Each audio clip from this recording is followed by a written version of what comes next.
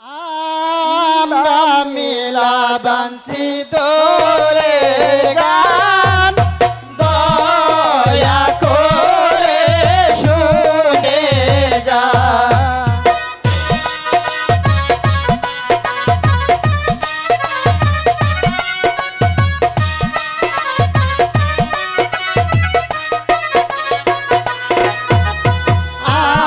আমরা মিলা বাঞ্ছি দোলের গান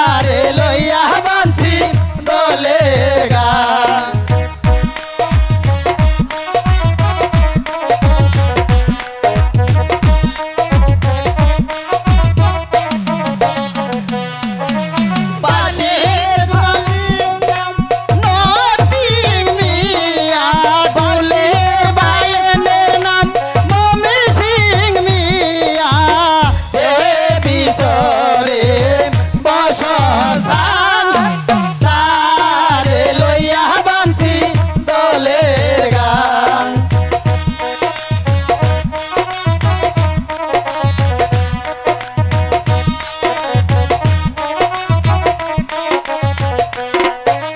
বাঁশির বায়েনের নাম নদীর মিয়া বাঁশির বায়েনের নাম নদীর মিয়া দেবী চরে বসস্থান তারে লইয়া বানছি দোলের গান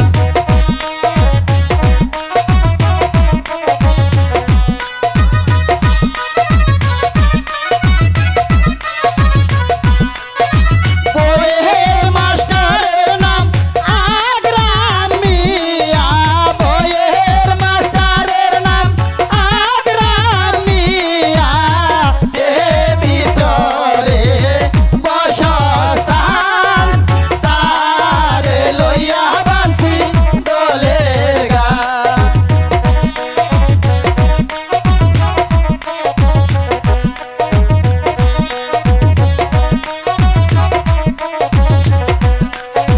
বইয়ের মাস্টারের নাম আগ্রাম মিয়া বইয়ের মাস্টারের নাম আগ্রাম মিয়া দেবী চরে বসস্থান তারে লইয়া বানছি দোলের গান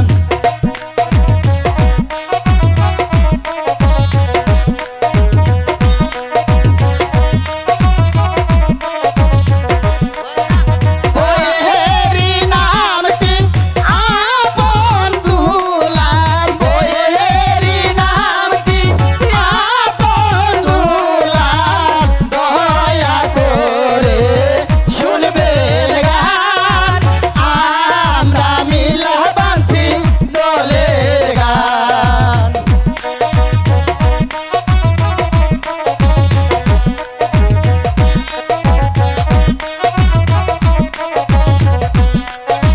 বইয়েরই নামটি আপন দুলাল বইয়েরই নামটি আপন দুলাল দয়া করে শুনবেন গান আমরা মিলা বানছি দোলের গান আমরা মিলা বানছি দোলের গান দয়া করে শুনে গান আমরা মিলা বানছি দোলের গান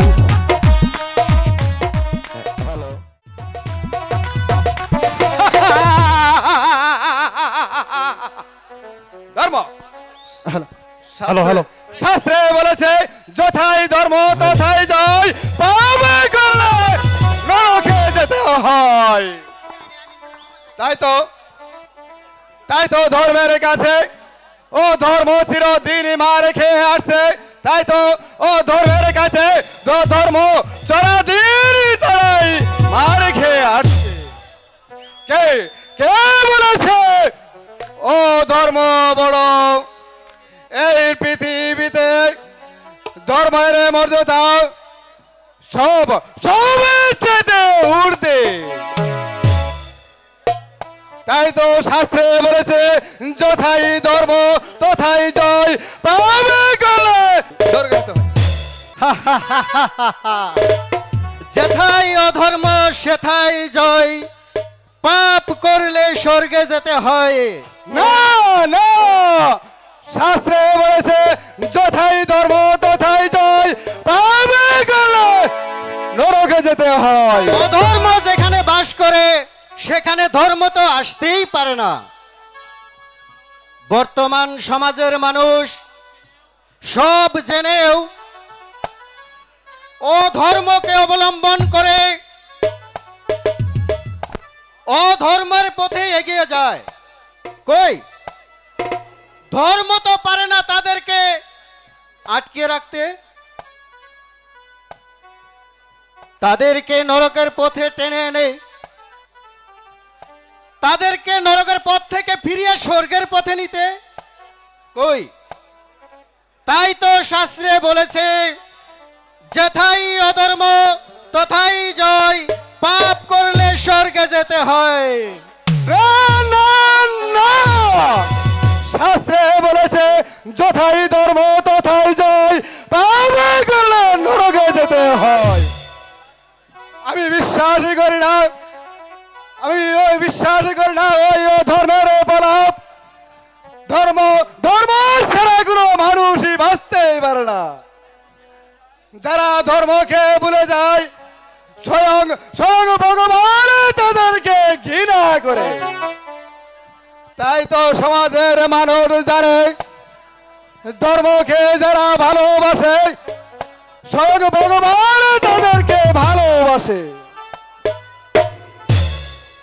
তাই সব কিছু জেনে চিরদিনই ধর্মের কাছে ও ধর্ম মার খেয়ে আছে। তাই তো মানুষের বিচারে ধর্ম ধর্ম হয়েছে বড়, আর ধর্ম হয়েছে ছোট। না না না, আমি মানি না তোমার নীতিবাক্য। এই জগতের মানুষ অধর্মকে বড় জেনে ধর্ম কর্ম সবই ভুলে গিয়ে অধর্মের পথে এগিয়ে আসছে। অধর্মের পথ অবলম্বন করে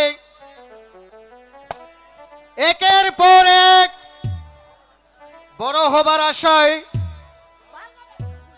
মানুষ একের পর এক বড় হবার আশায় এই অধর্মের পথে এগিয়ে আসছে। কই, তখন তো ধর্ম তাদেরকে ফিরিয়ে নিতে পারছে না। অসম্ভব কথা। ধর্ম ছাড়া কোনো মানুষই বাঁচতে পারে না।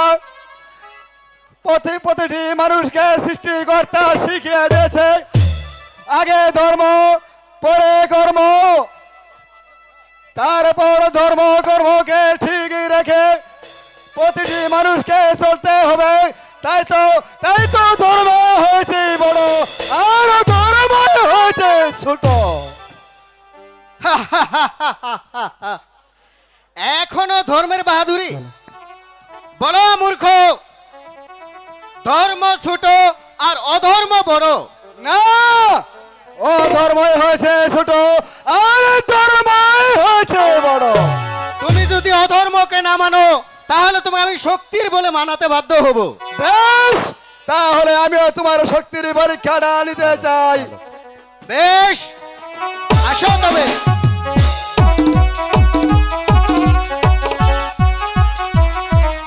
আরে আরে কি করছো তোমরা? যুদ্ধ বন্ধ করো। তোমাদের যুদ্ধে ভূমিকম্প উঠে গেছে। বর্ষগণ, ব্যাপার কি? একেবারে সংঘর্ষ। আপনি সরে যান মণিবর। আমি দেখতে চাই এই পৃথিবীতে ধর্ম বড় না অধর্ম বড়। হ্যাঁ হ্যাঁ, আপনি বলেছেন মণিবর, এই পৃথিবীতে ধর্ম দে বড় না ওই ধর্ম দেব হয়েছে বড়। এত বড় কঠিন বিচার আমি কিভাবে করব? তার চেয়ে তোমরা এক কাজ করো, নিজেরা মারামারি না করে এই রাজা ধনপতির কাছে ছুটে যাও। উনি হচ্ছে অত্যন্ত মায়াবাণী ও বিচারক। ওনার কাছে গেলেই তোমরা জানতে পারবে এই পৃথিবীতে কে বড় আর কে ছোট। যাও, তোমরা এক্ষুনি চলে যাও। চলো ও ধর্মদেব, আমরা এখনই ওই রাজা ধনপতির কাছে চলে যাব। আমরা দেখতে চাই রাজা ধনপতি কি বিচার করেন, আর ধনপতির বিচারে তুমি ও ধর্মদেব বড় না আমি ধর্মদেব হয়েছি বড়। বেশ, আমিও তাই জানতে চাই, ধর্ম বড় না অধর্ম বড়। শাস্ত্রে বলেছে, যেথা অধর্ম সেথাই জয়, পাপ করেই নরকে যেতে হয়।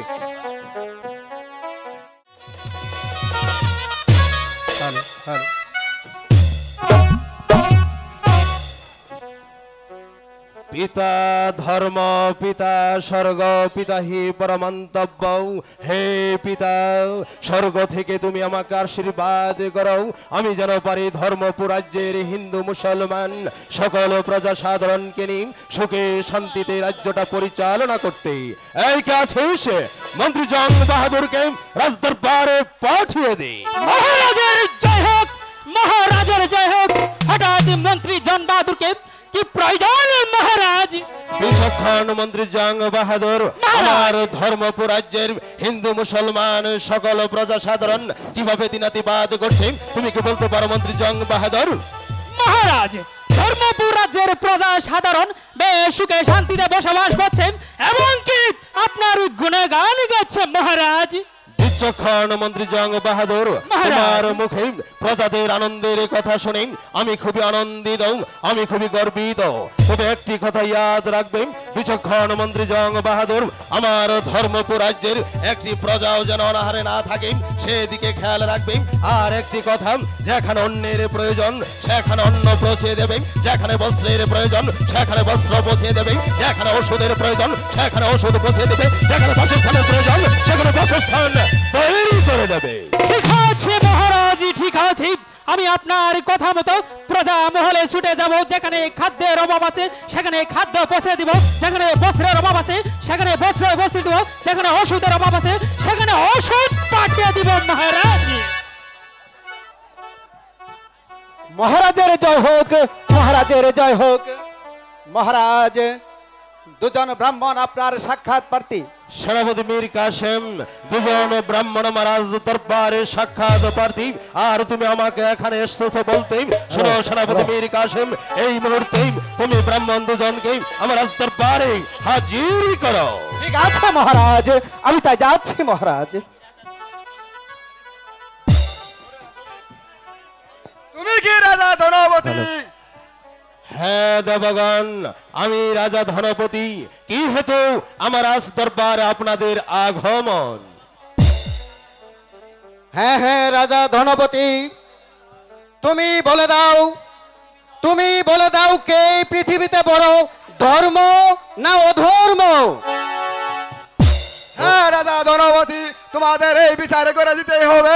এই পৃথিবীতে আমি ধর্মদেব বড় না ধর্মদেব ওগো স্বর্গীয় দেববংশীগণ, আপনারা হচ্ছেন স্বর্গীয় দেবতা আর আমি হচ্ছি ক্ষুদ্র মানব। মানব হয়ে আমি আপনাদের কি বিচার করে দেব দেবগণ?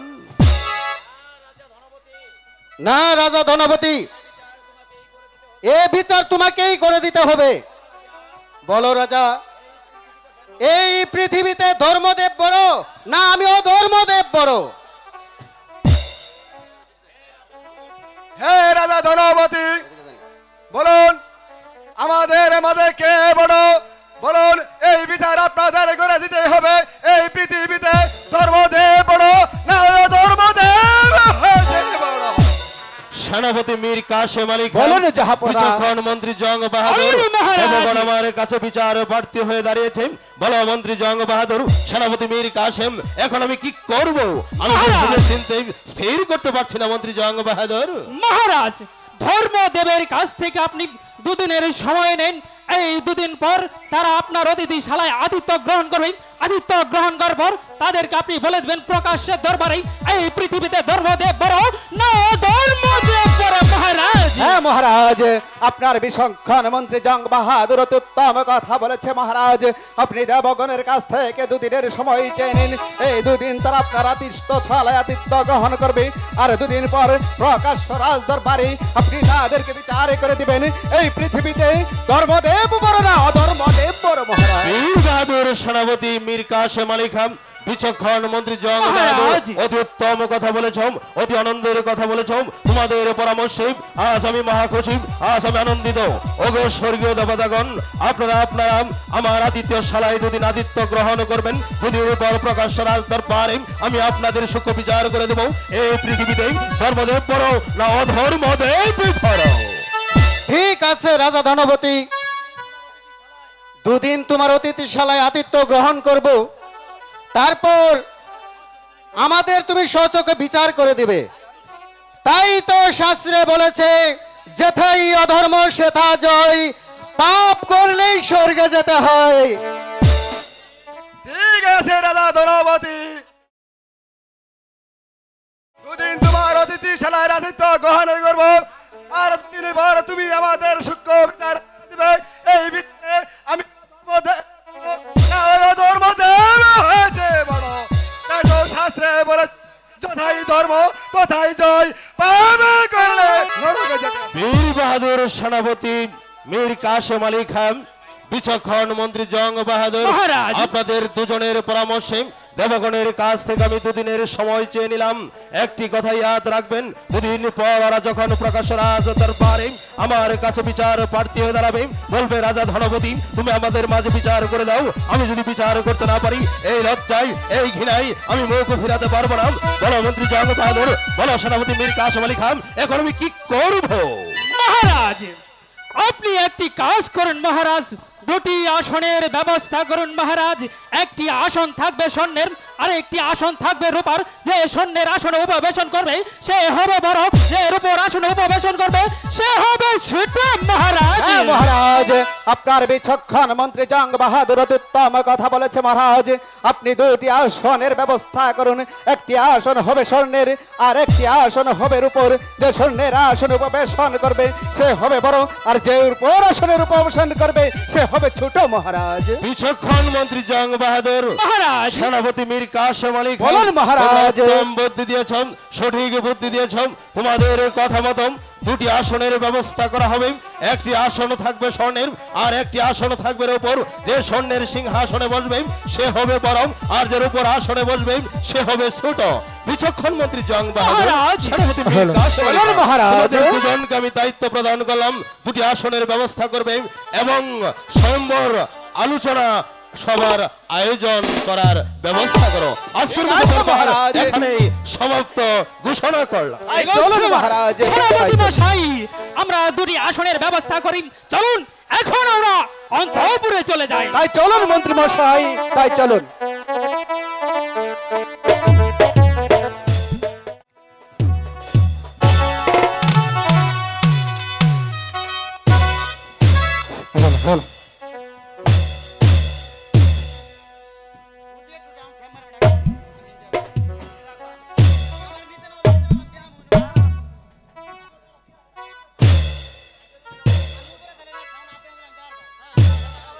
মন্ত্রী জং বাহাদুর, মহারাজ, সেনাপতি মীর কাশেম আলী খান, বলুন আমি তো মহারাজ। দেখতেই পারছি আয়োজনের কাজ শেষ হয়েছে, কিন্তু ফরিয়াদিগণ এখনো আসছে না কেন?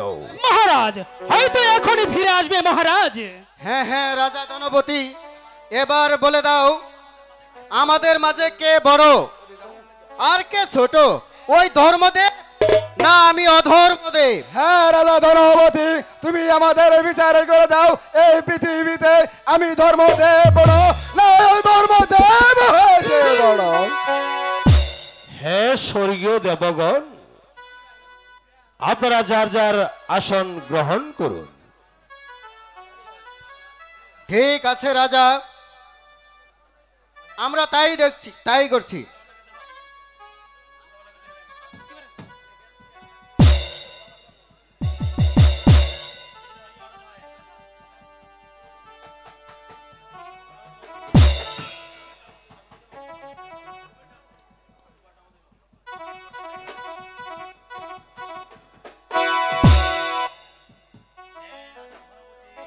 হ্যাঁ হ্যাঁ রাজা ধনপতি, এবার বলো কে বড় আর কে ছোট? হে স্বর্গীয় দেবগণ, আপনারা হচ্ছেন স্বর্গের দেবতা আর আমি ক্ষুদ্র মানব। যার যার আসনের প্রতি লক্ষ্য করলে বুঝতে পারবেন এই পৃথিবীতে কে বড় আর কে ছোট। দেবগণ,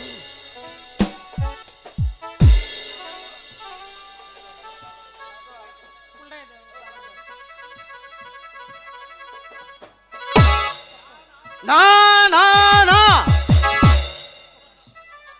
প্রকাশ্যে দরবারে তুমি আমাকে করেছো ছোট, তাই তো আমি তোমাকে দিয়ে যাচ্ছি তিনটি অভিশাপ।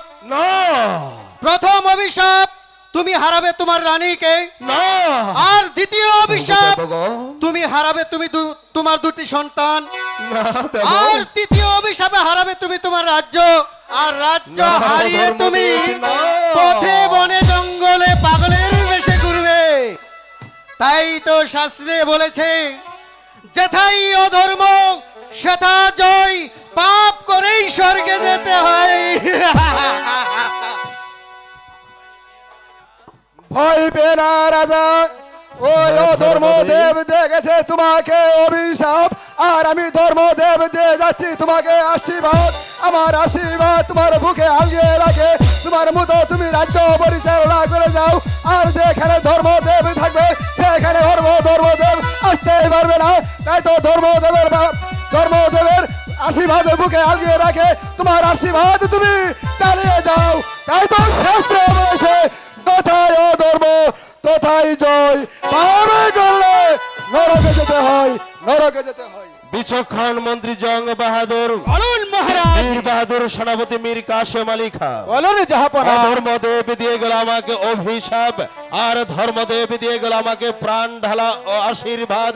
বলো এখন কোনটাকে বুকে রাখলে রেখে সুন্দর সুস্থভাবে এই ধর্মপুর রাজ্য আমি পরিচালনা করব। মহারাজ, ধর্মদেব আপনাকে দেখেছে অভিশাপ, অধর্মদেব না আপনাকে দেখেছে অভিশাপ, আর ধর্মদেব আপনাকে দেখে আশীর্বাদ। ধর্মদেবের আশীর্বাদ আপনি বুকে ধারণ করে আপনি আপনার রাজ কার্য পরিচালনা করে যান। দেখবেন ওই অধর্মদেবের অভিশাপ আপনার কোনো ক্ষতি করতে পারবে না মহারাজ, কারণ এই পৃথিবীতে ধর্মের চেয়ে বড় আর কিছুই নেই মহারাজ। বিচক্ষণ মন্ত্রী জং বাহাদুর, বলুন মহারাজ। এই ব্যাপারে তোমার কি অভিমত? মহারাজ, সেনাপতি মীর কাসেম উত্তম কথা বলেছে মহারাজ। এই পৃথিবীতে ধর্মদেব হয়েছে বড় আর অধর্মদেব হয়েছে ছোট। ধর্মদেবের আশীর্বাদকে বুকে আগলে রেখে আপনি এই ধর্মপুর রাজ্যটাকে সুস্থভাবে পরিচালনা করে যাবেন মহারাজ। অতি উত্তম কথা বিচক্ষণ মন্ত্রী জং বাহাদুর। মহারাজ। সেনাপতি মীর কাশেম আলী বলুন খান, মহারাজ। ধর্মদেব দিয়ে গেল আমাকে অভিশাপ, আর ধর্মদেব দিয়ে গেল আমাকে প্রাণ ঢালা আশীর্বাদ। ধর্মদেবের প্রাণ ঢালা আশীর্বাদ আমার বুকে রাখলে রেখে আমার পিতার দেওয়ায় রাজ সিংহাসন, ধর্মপুর রাজ সিংহাসন সুন্দর সুষ্ঠ ভাব আমি পরিচালনা করব। অধর্মদেব আমার কোনো ক্ষতি করতে পারবে না। সেনাপতি মীর কাশেম আলী খান, মন্ত্রী জং বাহাদুর, মহারাজ। আমি বড্ড ক্লান্ত, বড্ড পরিশ্রান্ত। এই মুহূর্তে আমার বিশ্রামের প্রয়োজন। এই মুহূর্তে বিশ্রাম কক্ষে গমন করব। এই চলো মহারাজ, এই চলো। তাই চলুন।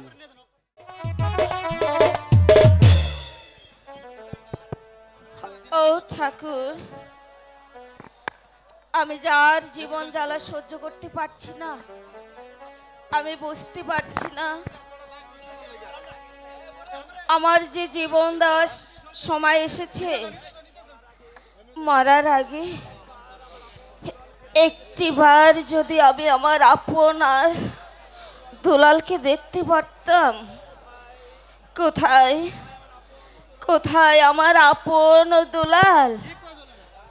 রাজলক্ষ্মী, রাজলক্ষ্মী, তুমি অমন করছো কেন রাজলক্ষ্মী? বলো রাজলক্ষ্মী, তোমার কি হয়েছে? মহারাজ, মহারাজ, আজ নিশীতে আমি স্বপ্নে দেখেছি কি স্বপ্ন দেখছো রাজলক্ষ্মী? তুমি আমাকে বলো।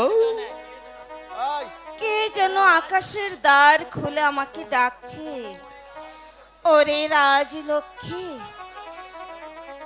তুমি শীঘ্রই চলে এসো এই স্বর্গধামে। তাই তো আমার মনে হচ্ছে মহারাজ, আমি হয়তো আর বাঁচবো না মহারাজ, আমি হয়তো আর বাঁচবো না। রাজলক্ষ্মী, মহারাজ, তুমি তুমি অমন কথা বলো না রানী রাজলক্ষ্মী। তুমি তুমি এই পৃথিবীর মায়া ত্যাগ করে চলে গেলে তোমার আমার স্ত্রীর আপনার দুলালকে কে দেখাশোনা করবে, কে তাদের সান্ত্বনা দেবে? তুমি ছাড়া এই ধর্মপুর রাজ্যকে আমাকে সহযোগিতা করবে? বলো রাজলক্ষ্মী, তুমি তো পৃথিবীর মায়া ত্যাগ করে চলে যেতে পারো না রাজলক্ষ্মী। মহারাজ, ওরে চেয়ে দেখুন মহারাজ, মৃত্যু যে আমাকে হাত ছানি দিয়ে রাখছে। আমাকে শক্ত করে ধরুন মহারাজ, আমাকে শক্ত করে ধরুন। হে নারায়ণ, আমাকে শক্ত করে ধরুন মহারাজ। মহারাজ, আমার মৃত্যুর আগে আমি আপনায় একটি কথা বলতে চাই মহারাজ। রাজলক্ষ্মী, তুমি আমার সহধর্মিনী, তুমি এই ধর্মপুর রাজ্যের রানী, তুমি একটি কেন, তুমি যদি আমাকে 10টি কথা বলো, আমি তোমার কথা রাখবো রানী রাজলক্ষ্মী। বলো বলো, কি কথা তুমি আমাকে বলবে রানী? মহারাজ, আমি মারা যাবার পর আপনি আর কখনো দ্বিতীয় দ্বার গ্রহণ করবেন না, তাহলে যে আমার আপন আর দুলাল কোনোদিনও সুখী হতে পারবে না মহারাজ। বলুন বলুন মহারাজ, বলুন, আপনি আমায় কথা দিন মহারাজ, আপনি আর কোনোদিনও দ্বিতীয় দ্বার গ্রহণ করবেন না। বলুন বলুন না মহারাজ, আমার এই কথাটুকু আপনি রাখবেন। হ্যাঁ রানী রাজলক্ষ্মী, তোমাকে ভালোবেসে আমি বিয়ে করে এই ধর্মপুর রাজ্যের আমি তোমাকে রানী বানিয়েছি। আজ শেষ মুহূর্তে তোমার শেষ অনুরোধ আমি রাখবো না রানী, কি বলছো? এই আমি তোমার গা প্রশ্ন করে প্রতিজ্ঞা করে বলছি, তোমার মৃত্যুর পর আমি কখনো দ্বিতীয় ধার গ্রহণ করবো না। তোমার স্নেহের আপনার দুলালের যেন কোনো ক্ষতি না হয় সেদিকে আমি লক্ষ্য রাখবো। আপনার দুলালকে আমি নিজের পিতা মাতার মতো স্নেহ করে লালন পালন করে বড় করে মানুষের মতো মানুষ করে এই ধর্মপুরা সিংহাসনে বসাবো রানী। মহারাজ, বলো রাজলক্ষ্মী। এবার যে আমি মরেও শান্তি পাবো মহারাজ।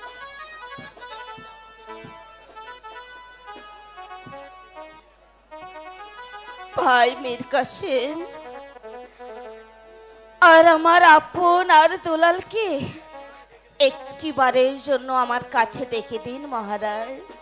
ঠিক আছে রানী রাজলক্ষ্মী, ঠিক আছে, তোমার এই কথা মতো সেনাপতি মীর কাসেম আলীকে আমি ডাকছি। এই কাছিস, সেনাপতি মীর কাসেম আলীকে পাঠিয়ে দে। মহারাজের জয় হোক, মহারাজের জয় হোক। হঠাৎ মীর কাসেমের কি প্রয়োজন মহারাজ? ভাই মীর কাসেম, সেনাপতি মীর কাসেম, বলুন মহারাজ। তোমাদের বেগম তোমাকে ডেকেছে। তুমি বলছে এই পৃথিবীর মায়া ত্যাগ করে চলে যাবে শেষ মুহূর্তে। তোমাদের বেগম তোমাকে কিছু বলবে, শুনো বেগমের কাছ থেকে সেনাপতি মীর কাসেম। বলুন মহারানী, আমাকে আপনি কি বলবেন? ভাই মীর কাসেম, আপন আর দুলালকে তুমি আমার কাছে নিয়ে এসো ভাই। ঠিক আছে মহারানী, আমি আপন দুলালকে এখনই আপনার কাছে নিয়ে আসছি। আপন দুলাল, মা মা মা মা মাগো, মাগো আপন মা তোমার কি দুলাল। হয়েছে মা? তোমার কি তুমি এমন করছো কেন? না বাপি, আমার কিচ্ছু হয়নি। আয় আয়, তোর আমার বুকে আয়। মা মা ভাই মীর কাসেম, বলুন দেবী। তুমিও আমার কাছে এসো ভাই। ওগো দেবী, বলুন আপনি আমাকে কি বলবেন?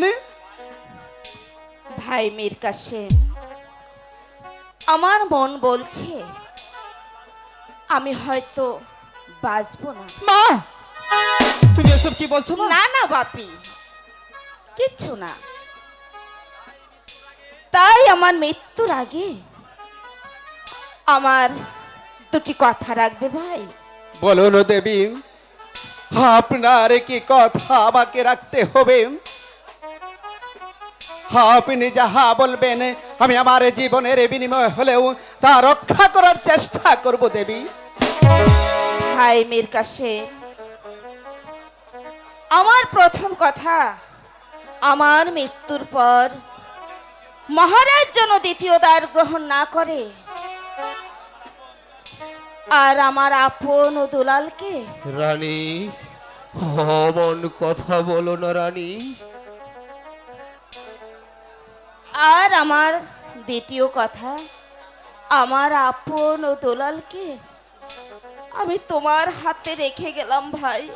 মা তুমি আমার আপন দুলালের সুখে দুঃখে আপদে বিপদে তুমি সব সময় তাদের পাশে থাকবে, বলো ভাই। আর তাদেরকে লেখাপড়া শিখিয়ে মানুষের মতো মানুষ গড়ে তুলবে, বলো ভাই। তুমি কি পারবে আমার কথাটি রক্ষা করতে? ওগো দেবী, হে আপনি কি বলছেন দেবী? হে আপনি কি বলছেন? একদিন আপনি আমাকে রাস্তা থেকে তুলে নেন, ভাইয়ের মর্যাদায় আমাকে লালন পালন করে লেখাপড়া শিখিয়ে এই রাজ্যের প্রধান সেনাপতির দায়িত্ব আমার হাতে অর্পণ করেছেন। আজ আপনি বলছেন এই পৃথিবী থেকে আমাদেরকে ফাঁকি দিয়ে চলে যাবেন? না দেবী রাম, তা হতে পারে রাম। আর সত্যি যদি ওই মেহেরবানি খুদা তালাম আপনাকে এই পৃথিবী থেকে নিয়ে যাই, তাহলে আমি আপনার কাছে শপথ করে বলছি, আপনার স্নেহের দুটি সন্তান আপনার দুলালকে আমি লেখাপড়া শিখিয়ে মানুষের মতো মানুষই করব। আর যতদিন পর্যন্ত আমি এই রাজপ্রাসাদে থাকবো, ততদিন পর্যন্ত মহারাজকে আমি দ্বিতীয় দ্বার গ্রহণ করতে দেব না। আমার দেহে এক বিন্দু রক্ত থাকা পর্যন্ত আপনার স্নেহের আপনার দুলালকে আমি একটি কাটার আগে তো লাগতে দেব না দেবী। অমন করছো কেন মা? ভাই মীর কাসেম, আমি তোমার কথা শুনেও শান্তি পেলাম। হে যাও ভাই, তুমি আমার আপন ও দুলালকে নিয়ে এই ফুল বাগান থেকে ঘুরে এসো। মা। যাও। ঠিক আছে দেবী, ঠিক আছে। আমি আপনার এ কথা মতন আপনার এ দুটি স্নেহের সন্তান আপনার এ দুলালকে নিয়ে আমি এখান থেকে চলে যাচ্ছি দেবী। না না কাকামণি, আমাদের মাকে ছেড়ে আমরা কোথাও আমরা কোথাও যাব না মা। দোলা, আমরা তোমাকে ছেড়ে কোথাও যাব না মা। যা বাপি যা, আমার লোক পিতা। বাবা। মা হঠাৎ করে অমন করছে কেন? ওরে দুলাল, ওরে আপন, পিতা তোদের মাঝে ভীষণ অসুস্থ, তোরা তোর কাকার সাথে চলে যা, তোর মাকে একা থাকতে দে। মা মাগো, তুমি অমন করলি না বাপি, খারাপ লাগে মা। আমার কিচ্ছু মা। হয়নি। না না মা। তোমরা ফুল আই। বাগানে গিয়ে আই বাবা, খেলাধুলা করো। আমার সাথে কাকা। চলে আয়। মাকে ছেড়ে আমরা কোথাও যাব না কাকা। আয় মাকে ছেড়ে আমরা ভাই, আমার সাথে চলে আয়। রাজলক্ষ্মী, মহারাজ, রাজলক্ষ্মী, এ মহারাজ, তুমি অবমান করছো কেন রাজলক্ষ্মী? আমি যার স্থির থাকতে পারছি না তুমি কি বলছো মহারাজ। রাজলক্ষ্মী? আমাকে যে আমাকে বলো, যে মৃত্যু বলো হাতছানি রাজলক্ষ্মী, দিয়ে বলো। ডাকছে কেন মহারাজ। রাজলক্ষ্মী? আমাকে যে তুমি চলে বলতে যেতে পারো হবে না মহারাজ। রাজলক্ষ্মী? ও নারায়ণ, রাজলক্ষ্মী, মহারাজ, রাজলক্ষ্মী, এ কি হলো কথা বলো, মহারাজ? কথা বলো রাজলক্ষ্মী, মহারাজ, কথা বলো রাজলক্ষ্মী কথা বলছে না। মহারাজ, আমাদের রানীমাখি চলে গেছে মহারাজ। রাজলক্ষ্মী, তুমি এই ধর্মপরাজ্য আমাকে একা ফেলে তুমি তুমি আমাকে পাগল বানিয়ে চলে গেলে। মহারাজ, এখন এখন থেকে তোমার স্নেহের আপন দুলালকে কে দেখাশোনা করবে, কে লালন পালন করে মানুষের মতো মানুষ করবে? ওগো রানী রাজলক্ষ্মী, আমি তো এটা চেয়েছিলাম না রানী রাজলক্ষ্মী। আমি তো চেয়েছিলাম তোমাকে নিয়ে, আপন দুলালকে নিয়ে সুখে শান্তিতে রাজ্যটা পরিচালনা করব। ভগবান,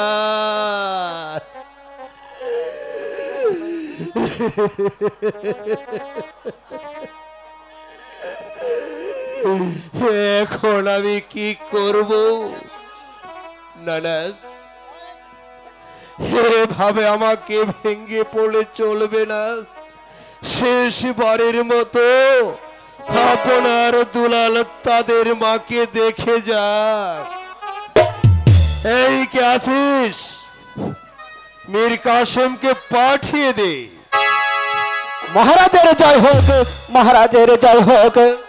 হে কি মহারাজ, আপনার দুটি চোখে জল, রানীরাজ লক্ষ্মী এমনি করে পড়ে আছেন। বলুন মহারাজ, বলুন আমার মায়ের মতো দেবী রানীরাজ লক্ষ্মীর কি হয়েছে? বলুন মহারাজ, বলুন।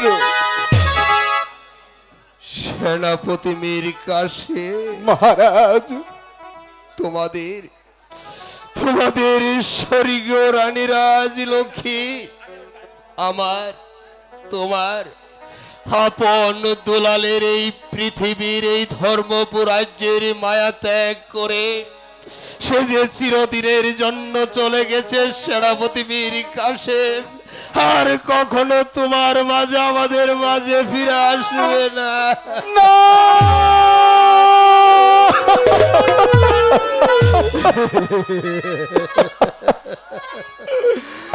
ওগো মহারাজ, রানীরাজ লক্ষ্মী আপনাকে আমাকে আপনার দুলালকে ছেড়ে এমনি করে চলে যেতে পারে না মহারাজ।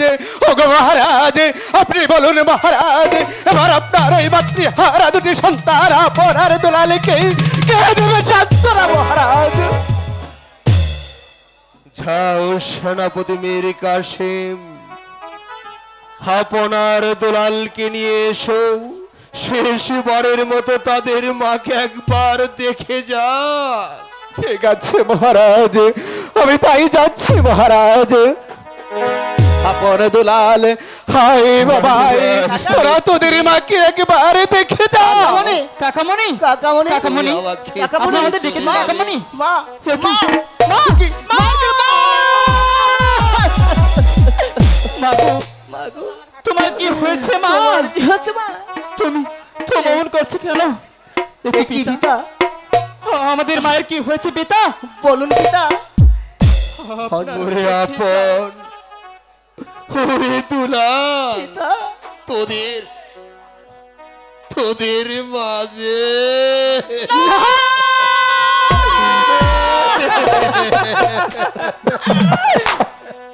আপনি পিতা কাছেন কেন? মায়ের কি হয়েছে? আপনি বলে দেন না পিতা, আমাদের মায়ের কি হয়েছে? কাকামণি, আমাদের মায়ের কি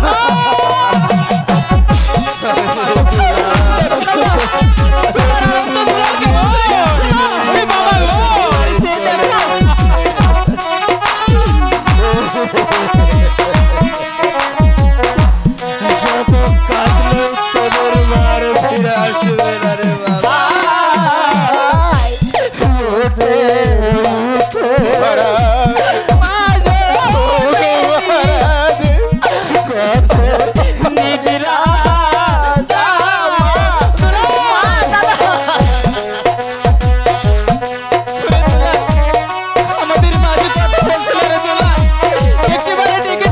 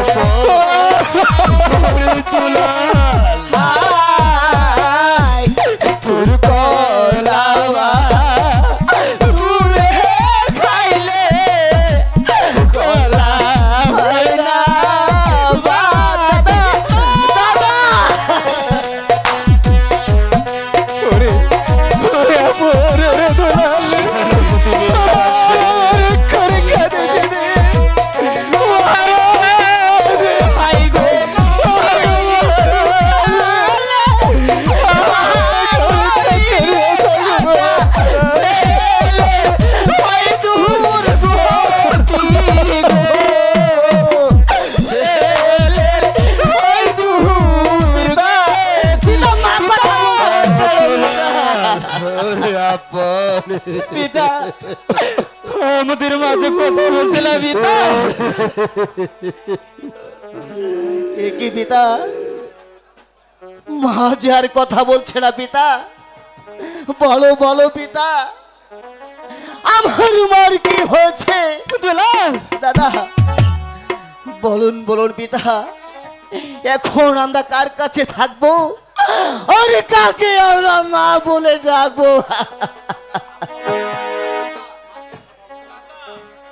কাকা ওরে আপন, কাকা মনি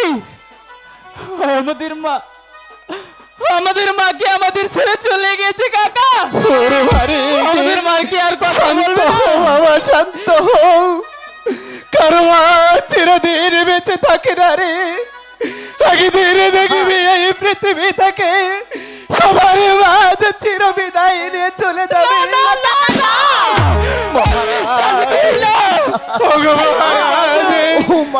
আপনিও যদি আপনার দুলালের মতো ইউনিক করে ভেঙে পড়েন মহারাজ, তাহলে তাহলে এই মাতৃহারা দুটি সন্তানকে কে সান্ত্বনা দেবে মহারাজ?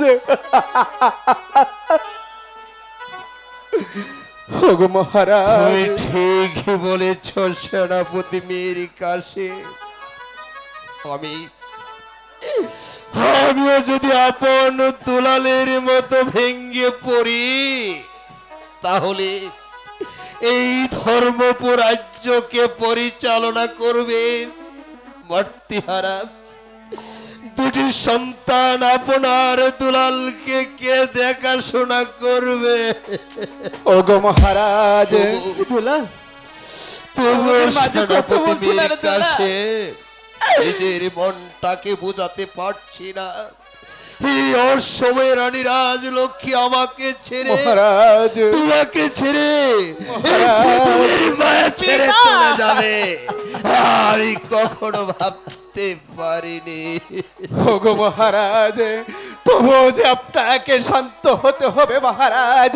আপনার এই মাতৃহারা দুটি সন্তানের মুখের দিকে চেয়ে আপনাকে সকল কষ্ট ভুলে যেতে হবে। তাই তো বলছি মহারাজ, আপনি আপনার দোলালকে নিয়ে এখান থেকে নিজ কক্ষে চলে যান। আমি দেবী রানী রাজ লক্ষ্মীর এই মৃতদেহের সৎকারের ব্যবস্থা করি মহারাজ। আই বাবা আপন, আই বাবা দোলা, পিতা তোরা দুবাই আমার কাছে আয়। পিতা পিতা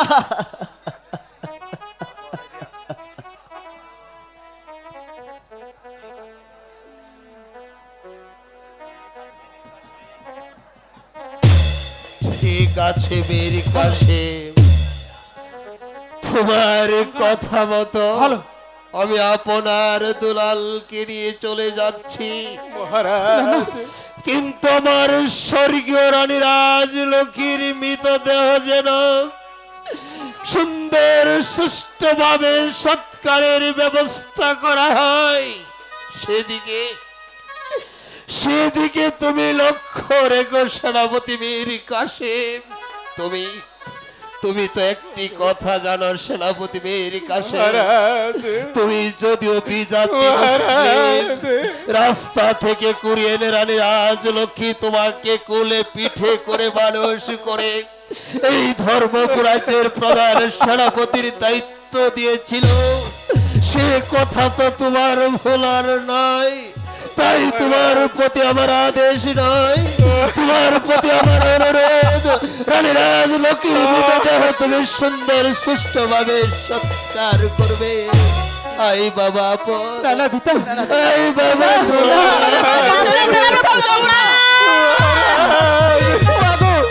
আমরা তোমাকে ছেড়ে কোথাও যাবো না মা। কথা বলো তুমি একটিবারে দেখো তোমার আনন্দ পাগলের মতো কান্না করছে মা। আই বাবা আপন, পিতা পিতা আই বাবা দুলাল। পিতা মাতা চিরকাল কারো বেঁচে থাকে না, হয়তো বা দেখবি একদিন তোদের মার মতো আমিও চলে যাব। আই বাবা, আমার সাথে আয়। মা হাই গো মাঝে মনে চলে গেছে কাকা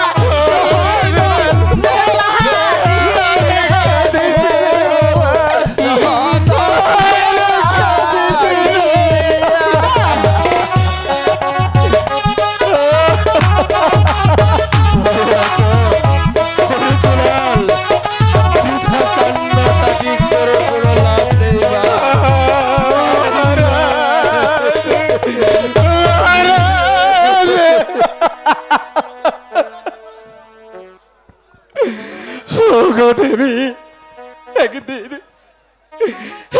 একদিন আমি রাস্তায় রাস্তায় ঘুরেছি জন্মের পর আমি আমার পিতার মুখ দেখিনি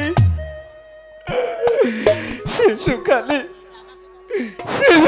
আমি আমার গর্ভধারিণী মাকে হারিয়ে আমি যে রাস্তায় পড়েছিলাম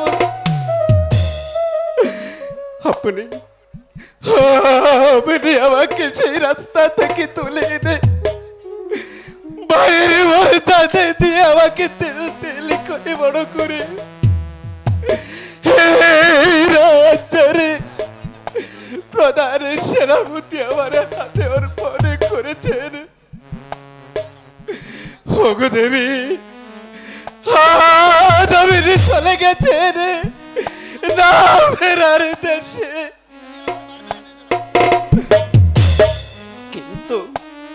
কিন্তু মৃত্যুর পূর্ব মুহূর্তে আপনার দুটি সন্তান আপনার দুলালকে আমার হাতে আপনি অর্পণ করে বলেছেন মায়ের কাশেম আমি তোমার হাতে রেখে গেলাম আমার আপনার দুলালকে। ওগো দেবী আপনি ওই স্বর্গ থেকে এই মুসলিমের জন্য আশীর্বাদ করবেন দেবী, আমি যেন পারি আপনার দেওয়া প্রতিটি দায়িত্ব অক্ষরে অক্ষরে পালন করতে। আমি যেন পারি আপনার দুলালকে লেখাপড়া শিখিয়ে মানুষের মতো মানুষ করতে। আমি যেন পারি মহারাজের পাশে থেকে এই ধর্মপুর রাজ্যের প্রজার মুখে হাসি ফুটিয়ে রাখতে। না না বিলম্ব করব না গো দেবী, আমি আর বিলম্ব করব না। এই মুহূর্তে আমি আপনার এই মৃতদেহটা আমার নিজ হাতে আমি সৎকার করব। ওই নারীকে তুমি স্পর্শ করতে পারবে না। কেন মন্ত্রী জং বাহাদুর? কারণ তুমি হচ্ছ বিধর্মী মুসলিম, তাই ওই নারীকে স্পর্শ করলে সে স্বর্গে যেতে পারবে না। মন্ত্রী জং বাহাদুর আপনি বলছেন আমি বিজাতি বিধর্মী মুসলিম, আমার হাত আমার মায়ের মতো দেবী রানী রাজলক্ষ্মীর এই মৃতদেহ স্পর্শ করলে সে স্বর্গে যেতে পারবে না, তাহলে আমার এই মায়ের মতো দেবী রানী রাজলক্ষ্মীর এই মৃতদেহটা সৎকার করবে কি? কেন আমি তার স্বজাতি, আমি তার রানী রাজলক্ষ্মীর মৃতদেহর সৎকার করব। ঠিক আছে মন্ত্রী জং বাহাদুর, আপনি যখন বলছেন আমি বিজাতি বিধর্মী মুসলিম, আমার হাত আমার মায়ের মতো দেবী রানী রাজলক্ষ্মীর মৃতদেহ স্পর্শ করলে সে স্বর্গে যেতে পারবে না, তাহলে আমি আপনার কথা মতোই চলে যাচ্ছি। মন্ত্রী জং বাহাদুর তবে যাবার পূর্বে আমি আপনাকে একটি কথা বলে যাচ্ছি, যদি রানী রাজলক্ষ্মীর এই মৃতদেহটা শ্মশানে নিয়ে গিয়ে ভালোই তা ফোনের ব্যবস্থা করেন তাহলে ভালো, আর যদি রানী রাজলক্ষ্মীর এই মৃতদেহটা আপনি চক্রান্ত করার চেষ্টা করেন তাহলে এই ধর্মপুর রাজ্যের সমস্ত প্রজা সাধারণ আপনাকে ক্ষমা করবে। এই মুসলিম যুবক মেরে কাছে মেরে দরবার আপনাকে কোনোদিন ক্ষমা করবে না। অতএব সাবধানে মন্ত্রী জং বাহাদুর।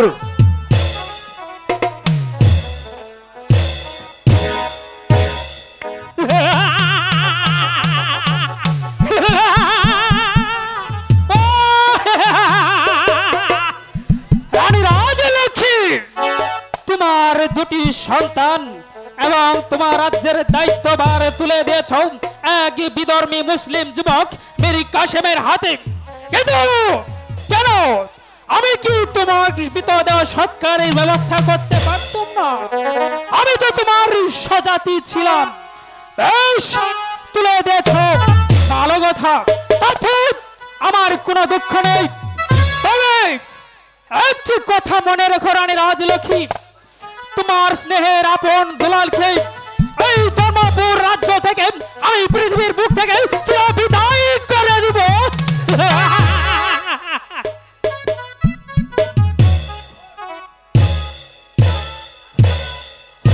তারপর তোমার ওই মৃত দেহটা আমি ওই নর্দমার স্তূপে ফেলে দেব, আর সেখান থেকে শিয়াল কুকুরে তোমার মৃত দেহটাকে বক্ষালি করবে, আর আমি দূর থেকে অট্ট হাসি হাসব।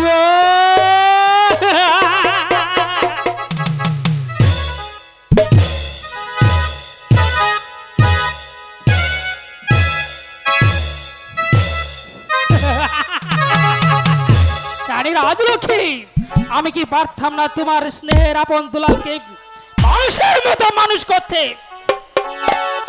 আমি তো তোমার স্বর্গজ্যোতি ছিলাম, কিন্তু কেন দিয়েছিল তুমি এক মুসলিম যুবক মীর কাসেমের হাতে? এখনই তোমাকে নিয়ে যাব আমি ওই নর্দমার স্তূপে।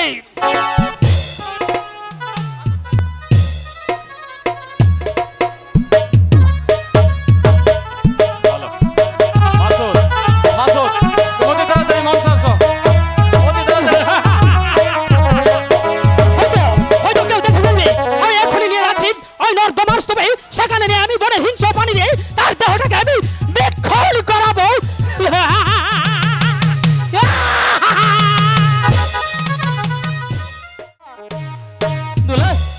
আমার মা কি আর কোনোদিন ফিরে আসবে না দাদা? তোরে দুলাল যে চলে যায় সে আর কোনোদিন ফিরে আসে না রে দুলাল। তুই তুই একটু বুঝতে চেষ্টা কর আমার লক্ষ্মী ভাই। মন খারাপ হ্যাঁ দাদা, আমার মনটাকে যে আমি কিছুতেই বোঝাতে পারছি না দাদা। দুলাল, ওরে দুলাল, তুই একটু বুঝতে বোঝার চেষ্টা কর ভাই। আমাদের মাঝে এই দুনিয়ার নেই। না দাদা, না দাদা, ভাই রে, মায়ের মতো আপন কেউ না, মা জননী নাই রে যাহার, ত্রিভুবনে তাহার কেহ নাই। ভাইয়ের মতো আপন কেহ নাই, ভাই রে, ভাইয়ের মতো আপন কেহ নাই। দাদা, মাকে দাও, আমাকে।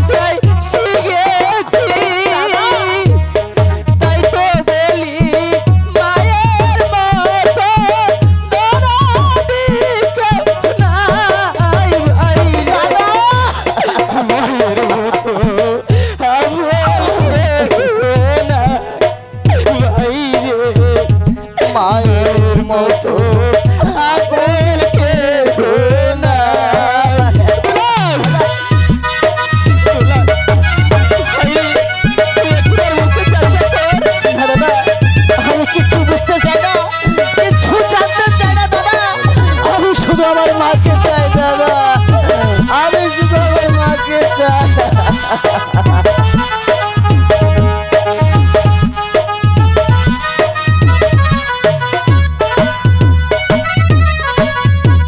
আমি আগাতে পাইলে মাগো চোখে আসে গো।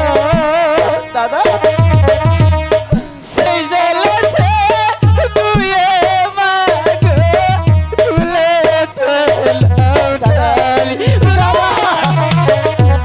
আমি আঘাত পাইলে মাগো চোখে আসে জল,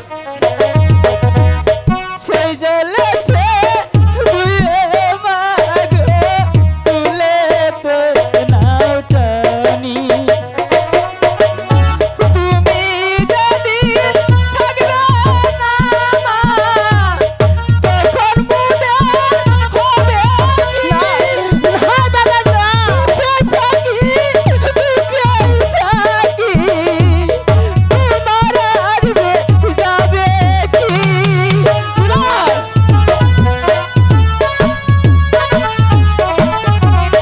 তুমি যদি থাকবে না মা, তখন মুদে হবে কি? সুখে থাকি দুঃখে থাকি, তোমার আসবে যাবে কি? তাই তো বলি মায়ের মতো দরদি কেউ নাই ভাই, মায়ের মতো আপন কেউ নাই ভাই রে, মায়ের মতো আপন কেউ নাই। দাদা দুলাল, দাদা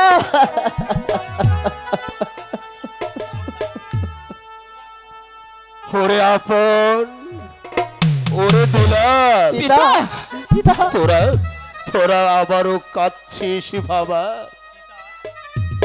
পিতা, আমি আমি দুলালকে যে কিছুতেই বোঝাতে পারছি না পিতা। দুলাল শুধু বারবার আমাদের মায়ের কথা মনে করে পিতা। বাবা দুলাল, পিতা কেদারে কি হবে রে আপন? দুলাল, মা কারো চিরদিন বেঁচে থাকে না। তোদের মা আমার, তোদের তোদের চাচামির কাশেমের এই ধর্মপুরাজ্যের এই পৃথিবীর মায়া ত্যাগ করে চলে গেছে। পিতা হয়তোবা দুদিন পর দেখবি তোদের এই জন্মদাতা পিতা আমি একদিন বেঁচে থাকবো না। এটা যে নিয়তির নির্মম পরিহার, এটা তোদের মানতেই হবে।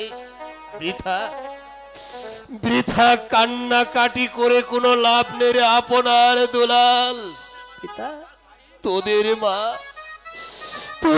মাঝে পৃথিবীর মায়া ত্যাগ করে চলে গেছে পিতা, আর কখনো ফিরে আসবে না রে বাপ। তাই তো তোদেরকে শক্ত হতে হবে, দৃঢ় হতে হবে, মনোবল শক্ত করে ধৈর্য ধারণ করতে হবে। আমি থাকি বা না থাকি, তোর মাস নেই। এই ধর্মপুরাজ্যের সিংহাসনের দায়িত্ব তোদের দুভাইদের নিতে হবে।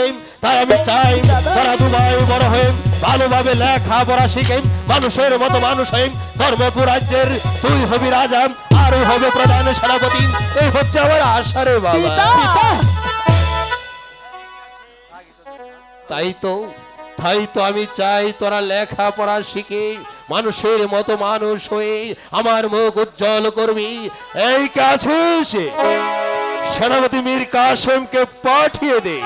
মহারাজের জয় হোক, মহারাজের জয় হোক, মহারাজের জয় হোক। কাকা হঠাৎ মীর কাসেমের কি প্রয়োজন মহারাজ?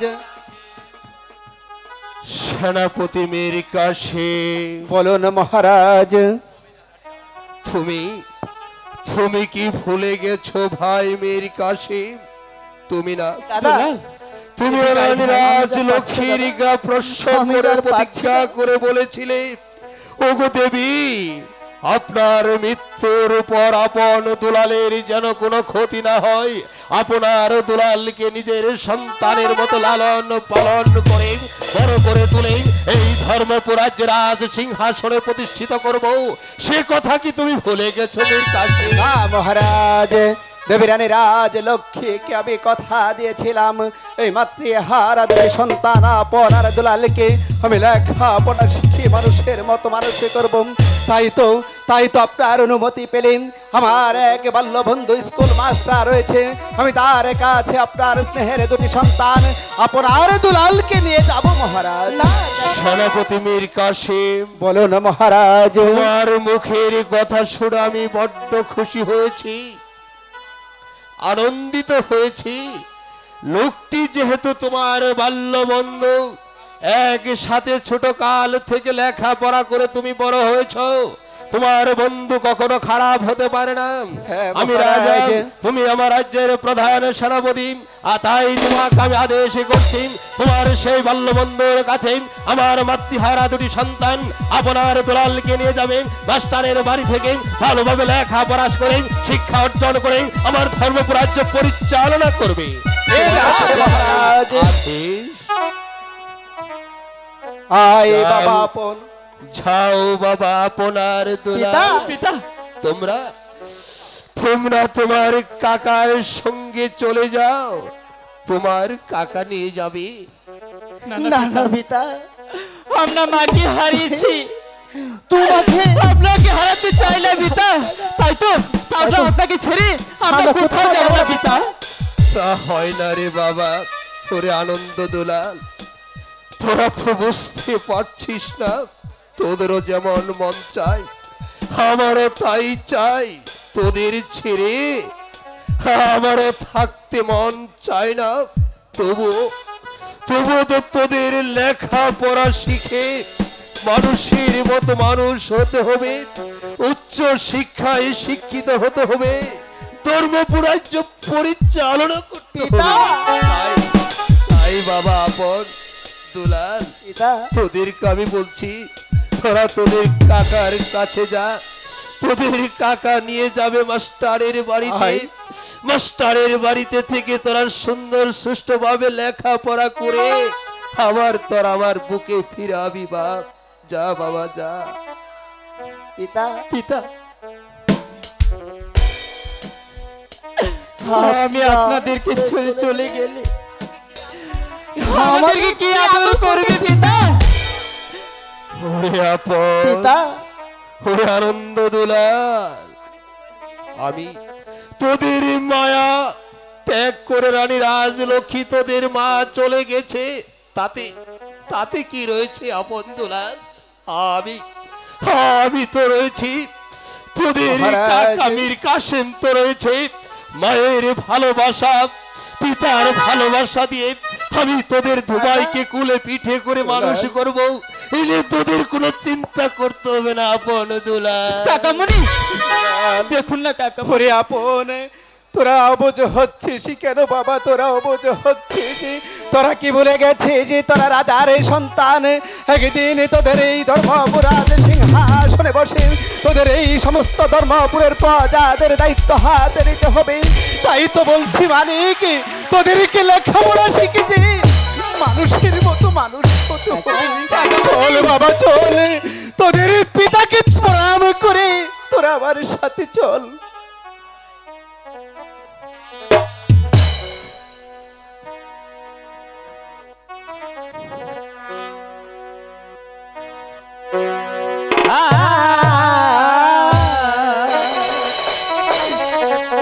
বিদায় দেন বিদায় দেন পিতা, বিদায় দেন মোদের পিতা।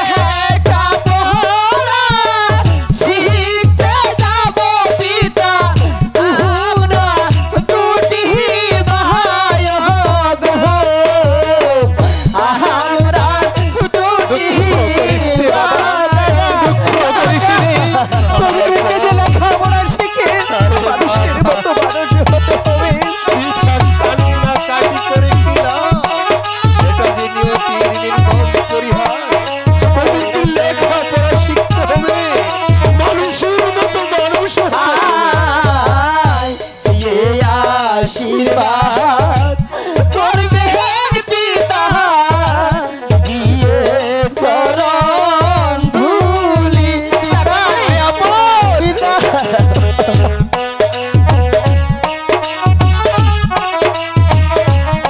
আরে কাঁদিস রে বাবা, চল আমার সাথে। আয় দিয়ে আশীর্বাদ করবেন পিতা দিয়ে চরণ ধুলি কাকামণি আমার আরে মনে করে কাঁদিস রে, আমি যে কইতে পারছি না। হাই গো লেখা পড়া শিখে যেন পিতা মানুষ হতে পারি গো মানুষ হতে পারি না পিতা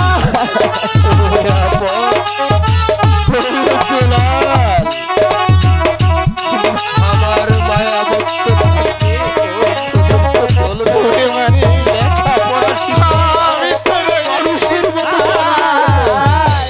বিদায় দেন বিদায় দেন পিতা বিদায় দেন মোদের দাদা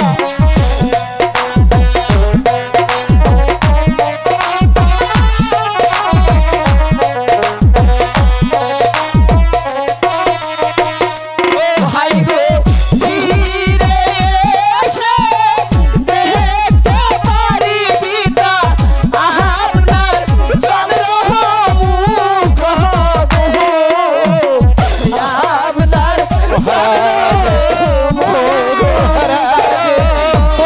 আপনি ওদেরকে হাসি মুখে বিদায় করুন মহারাজ।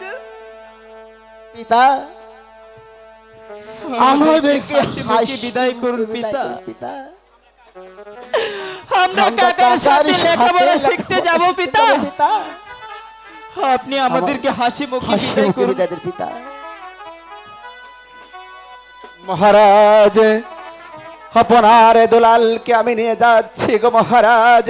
আপনি শুধু এই মাতৃহারা দুটি সন্তানকে প্রাণ করে পান খুলে দোয়া করবেন মহারাজ, তারা যেন লেখাপড়া শিখি মানুষের মতো মানুষ হয়ে আমার আপনার বুকে ফিরে আসতে পারে মহারাজ। চল বাবা, হাই গো চল বাবা, চল। দেখতে পারি পিতা আপনার চন্দ্র মুখ গো আপনার চন্দ্র মুখ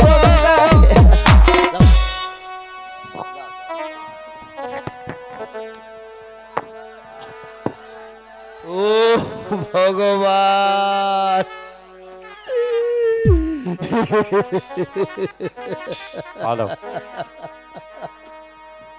আমি আমি তোমার কাছে প্রার্থনা করি, রানী রাজলক্ষ্মী আমার মায়া ছেড়ে চলে গেছে। আমার মাতৃহারা দুটি সন্তান আনন্দ দুলালকে পাঠিয়েছি মীর কাসেমকে দিয়ে মাস্টারের বাড়িতে লেখাপড়া করার জন্য। হে ভগবান, তুমি আমার সন্তানের প্রতি সহায় থেকে ভরসা থেকেও তারা যেন মাস্টারের বাড়ি থেকে ভালোভাবে লেখাপড়া শিখে আমার বুকে ফিরে আসতে পারে। আমি যেন তাদের দু ভাইকে ধর্মপুর রাজ্যে বসে আমি যেন পরপারে যেতে পারি। হে ভগবান, তুমি আমার প্রতি সহায় থেকো, আমার সন্তানের প্রতি সহায় থেকো। হঠাৎ করে আমার বন্ধু মীর কাসেমের কথা মনে পড়েছে। আমি আর আমার বন্ধু মীর কাসেম একই সাথে লেখাপড়া করেছি। আর আমার বন্ধু মীর কাসেম আমাকে কি ভুলে গেল? আমার বন্ধু মীর কাসেমের চাকরি হয়েছে রাজে বাড়িতে, আর আমি একজন ক্ষুদ্র স্কুল মাস্টার। তাই তো হয়তো আমাকে মীর কাসেম ভুলে গেছে। কি মাস্টার,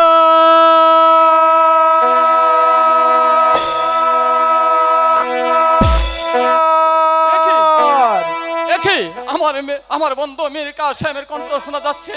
দেখি আমার বন্ধু মীর কাসেম আমার দিকে কি ছুটে আসছে। মাস্টার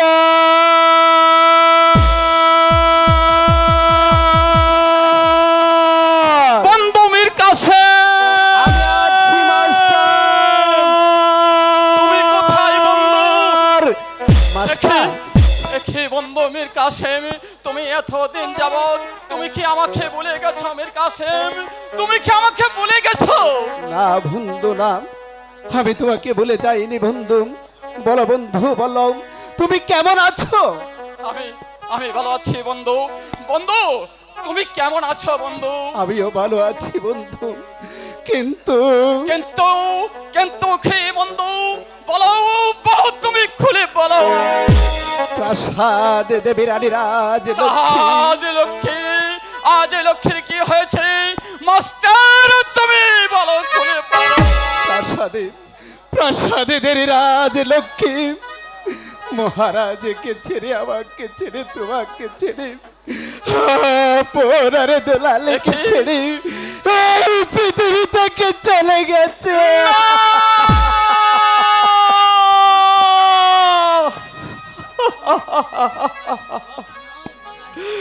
না না বন্ধু, এই রানী রাজলক্ষ্মী তোমাকে ছেড়ে, আমাকে ছেড়ে, এই পৃথিবীর মায়া ছেড়ে চলে যেতে পারে না বন্ধু, চলে যেতে পারে না।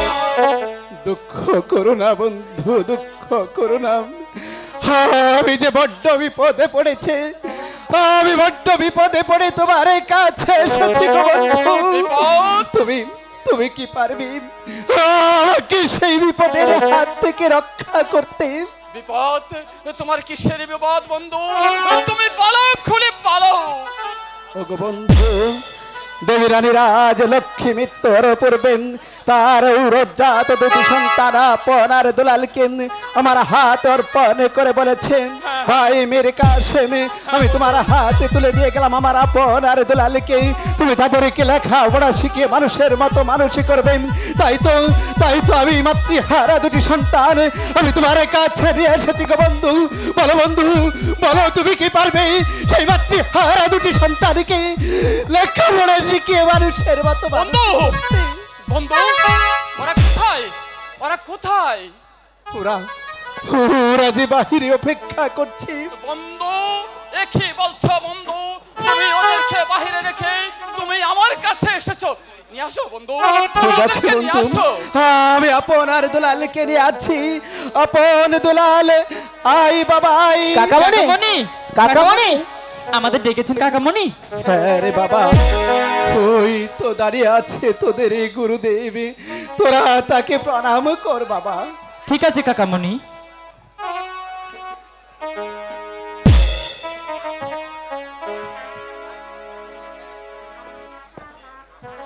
আপন দুলাল, আজ থেকে তোরা দুটি ভাই ওই গুরুদেবের কাছেই থাকবি। কি বলছিলে কাকামণি? আপনাকে ছেড়ে আমরা থাকতে পারবো না। না, তোরা মনে করে অবুঝ হোসনি রে বাবা, তোরা মনে করলে আমি যে তোদেরকে ছেড়ে থাকতে পারবো না।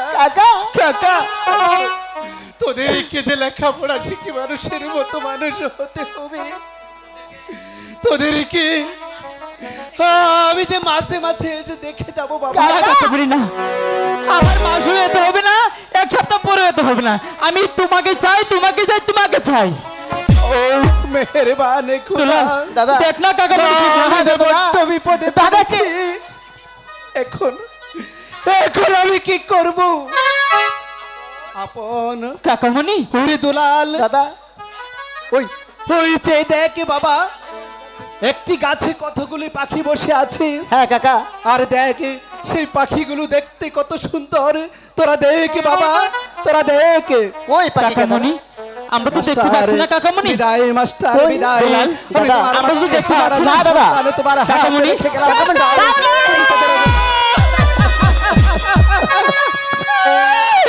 চলে গেল, চলে গেল। ওরে দুলাল, তোদের কাকা যে চলে গেছে রে বাবা। আমি আমি তো রয়েছি, আমি তো গুরুজি আজ থেকে তোদের লেখাপড়া শিখিয়ে বাবা মানুষের মতো মানুষ হতে হবে রে বাবা, মানুষের মতো মানুষ হতে হবে। লেখা পড়া লাগে না মনে বড় দুঃখ। দাদা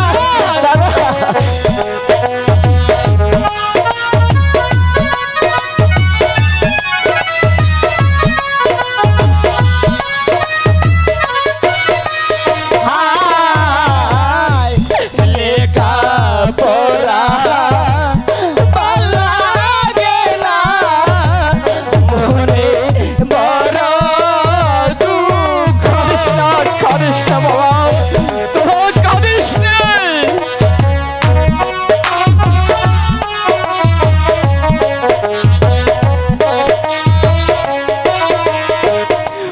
হাই গো কোথায় গেলে তাহা পাঠাবো গুরু মায়ের চন্দ্র মুখ গো মায়ের চন্দ্র মুখ।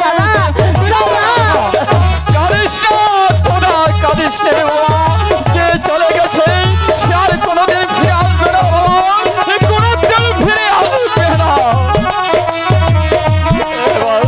এবার তোরা শান্ত হ বাবা, এবার তোরা শান্ত হ।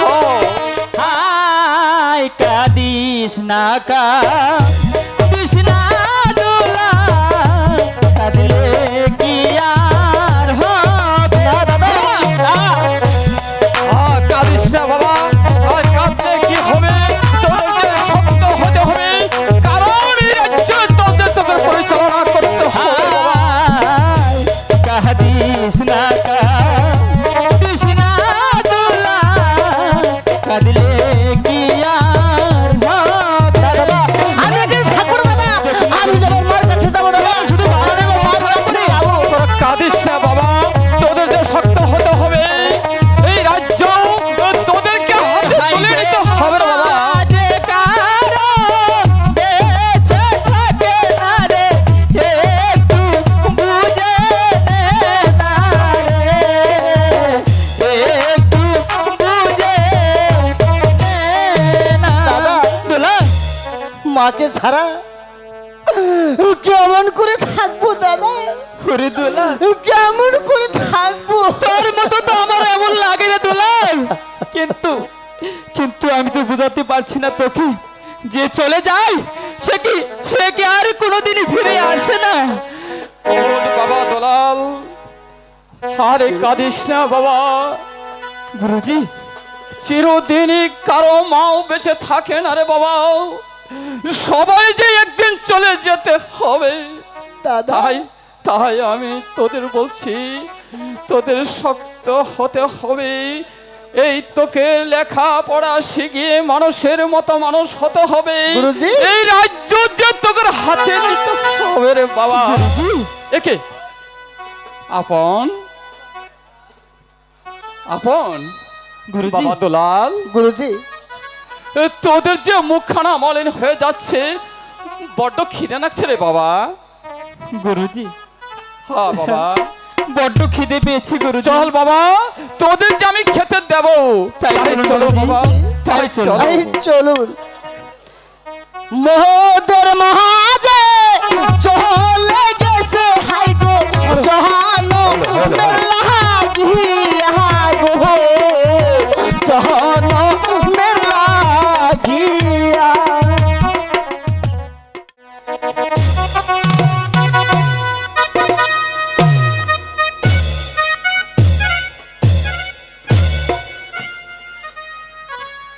বিচক্ষণ মন্ত্রী জং বাহাদুর, বলুন মহারাজ। আমার ধর্মপুর রাজ্যের হিন্দু মুসলমান সকল প্রজা সাধারণ সুখে শান্তিতে দিন যাপন করছে কিনা দুঃখে দিন যাপন করছে, তুমি কি বলতে পারো মন্ত্রী জং বাহাদুর? মহারাজ, আমাদের রাজ্যের হিন্দু মুসলমান প্রজা সাধারণ খুব সুখে শান্তিতে বসবাস করছে মহারাজ, কিন্তু কি মন্ত্রী জং বাহাদুর, কিন্তু কি তুমি আমাকে খুলে বলো, এর মধ্যে আর কোনো কিন্তু থাকতে পারে না মন্ত্রী জং বাহাদুর। মহারাজ, আমি যে বলতে সাহস পাচ্ছি না মহারাজ। বিচক্ষণ মন্ত্রী জং বাহাদুর, বলেন আমি মহারাজ। হচ্ছি রাজা, তুমি হচ্ছে আমার রাজ্যের প্রধান উজির আলা মন্ত্রী পরামর্শদাতা। আমি তোমাকে অনুমতি প্রদান করলাম, তুমি আমাকে খুলে বলো তোমার কি অভিমত। মহারাজ, ধর্মপুর রাজ্যের প্রজা সাধারণ জানিয়েছেন আপনাকে আবার দ্বিতীয় দ্বার গ্রহণ করতে হবে। দ্বিতীয় ধার অসম্ভব অসম্ভব অসম্ভব। মন্ত্রী জং বাহাদুর, মহারাজ। তুমি তো জানো রানী রাজলক্ষ্মীর মৃত্যুর সময় রানী রাজলক্ষ্মীর গা প্রশ্ন করে প্রতিজ্ঞা করে বলছিলাম রানী রাজলক্ষ্মী মৃত্যুর পর আমি কখনো দ্বিতীয় দ্বার গ্রহণ করবো না। তুমি আমার সম্মুখে কথা বলতে তোমার লজ্জা পাওয়া উচিত ছিল মন্ত্রী জং বাহাদুর। মহারাজ, এ আমার কথা নয় মহারাজ, এ হচ্ছে প্রজা সাধারণের কথা মহারাজ। মন্ত্রী জং বাহাদুর, মহারাজ। তুমি বলছো এ কথা তোমার নয়, এ কথা হচ্ছে ধর্মপুর রাজ্যের সকল প্রজা সাধারণের কথা। তোমার এ কথাটা আমি ভেবে চিন্তে দেখবো। তবে একটি কথা ইয়াদ রেখো মন্ত্রী জং বাহাদুর, তোমাকে আমি ভালোবাসি, তোমাকে আমি বিশ্বাস করি। প্রজারা যদি আমাকে দ্বিতীয় দ্বার গ্রহণ করে প্রজাদের মঙ্গলার্থে আমি সে বিষয়টা ভেবে চিন্তে দেখবো। কিন্তু তোমার কাছ থেকে আমি 7 দিনের সময় চেয়ে নিলাম। 7 দিন পর আমি ভেবে চিন্তে দেখবো আমি দ্বিতীয় ধার গ্রহণ করব কি করব আচ্ছা মহারাজ।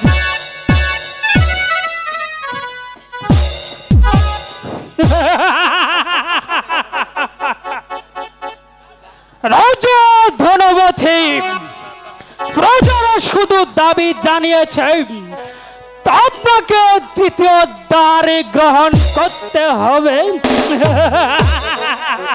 শুধু শুধু প্রজারাই নয়, আমরা মন্ত্রী জং বাহাদুর চাই আপনাকে আবার দ্বিতীয় দ্বারে গ্রহণ করতে হবে। তারপর আপনার স্নেহের আপন দুলালকে এই পৃথিবীর বুক থেকে আমি চির বিদায় করে দিব।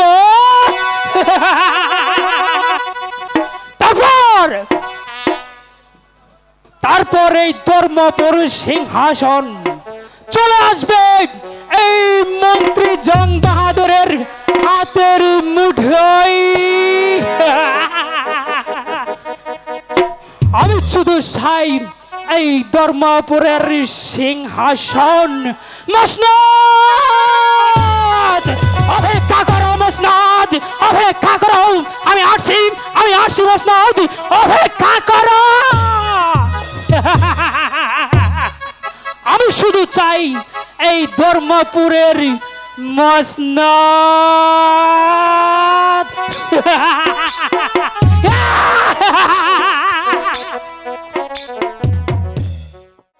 মাল খেয়ে পুরো মাতাল বানিয়ে দিয়েছিস, তাই বাবা আজ থেকে পুরো বোতল আমি খেয়েছি আর মাতাল হয়ে আজকে মনের আনন্দে একটা গান গেয়ে দেব। কি ঠিক না রে বাবা?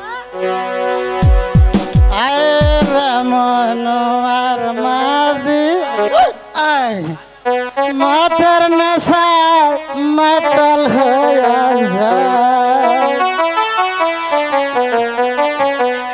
হায় রামন মাঝি মাতার নেশায় মাতাল হয়ে যায়। বাবা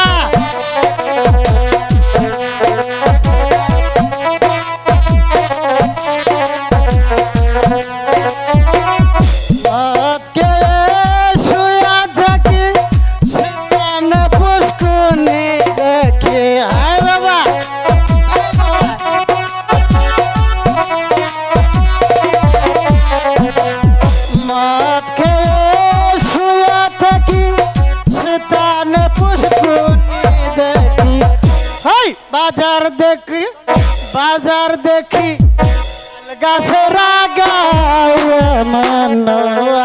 মাঝে মাতার নেশা মাতাল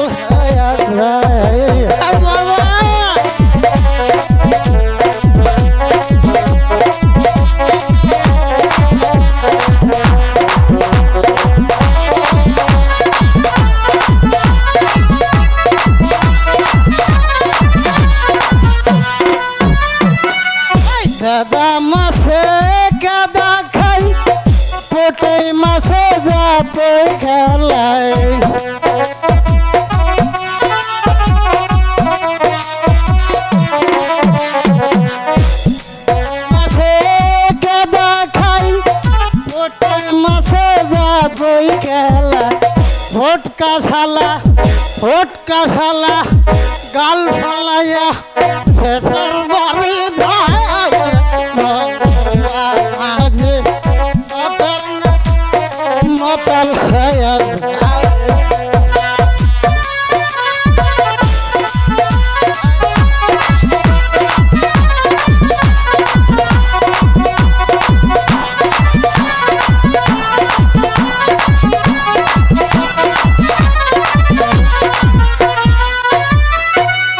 গাই দিয়েছে মদের গানে কুমির বিয়াই খালে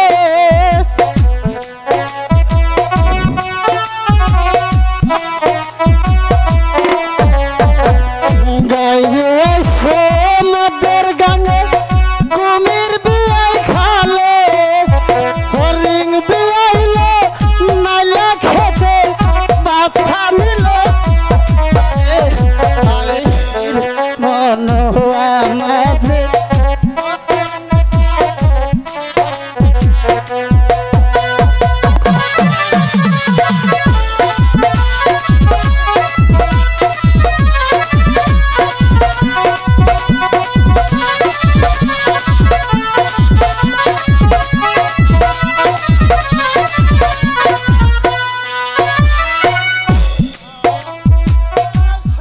থাকি মানুষ গরু সম্বন্ধে কি কেন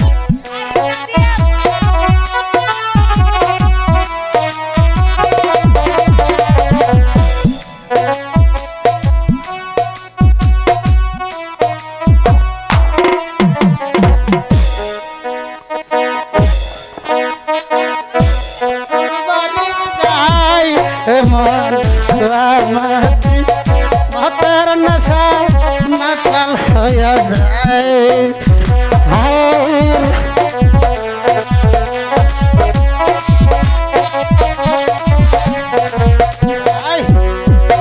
বাবা তুই আজকে আমার পুরা মাতাল করে দিস ঠিক না আবার আমি বহুত নেশায় ভরপুর ঠিক না তুমি এখানে বসে বসে আমাকে পাহারা দিবে ঠিক না আর আমি একটু আরামে ফুলের বাগানে বসে বসে আরাম করব আর শুনাই আর যদি কেউ আমাকে গানের সুরে সুরে ডাকে কি আমাকে জাগিয়ে দিবি ঠিক না আরে বাবা আরে হ্যালো মোবাইল উঠাও হ্যালো হ্যালো এই সখী চল প্রাসাদে থাকতে থাকতে একটু ভালো লাগছে না ফুলের বাগান থেকে একটু ঘুরে আসি কিন্তু একটা কথা বলতো এই ফুলের বাগান আমি আর কতদিন পাহারা দিয়ে রাখবো